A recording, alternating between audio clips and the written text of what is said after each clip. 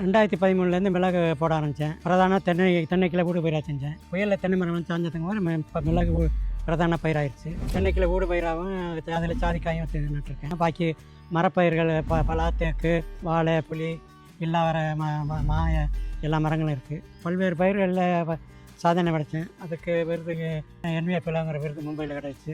அதுக்கு அப்துல் கலாமை பாராட்டினத்தட்ட இன்னும் வித்தியாசமாக ஏதாச்சும் செய்ய சொன்னார். வித்தியாசமான முறையில் பில்லரு செங்கல் பில்லரு பைப்புகளில் அதை எல்லாம் செஞ்சு இப்போ அடுத்த முறையில் வீடு சேவத்தில் செஞ்சுருக்கேன். 1 ஏக்கர் மிளகு தோட்டத்துலேருந்து வருஷத்துக்கு மிளகுல ஒரு 3 லட்சத்துக்கு குறையாமல் வருது. அதுலேருந்து மிளகு நாற்று தயார் பண்ணி வைக்கிறதுல ஒரு 5 லட்சம் கிடைக்கிது. ஊடு பயிரான தென்னையிலேருந்து ஒரு 2 லட்சம் கிடைக்கிது.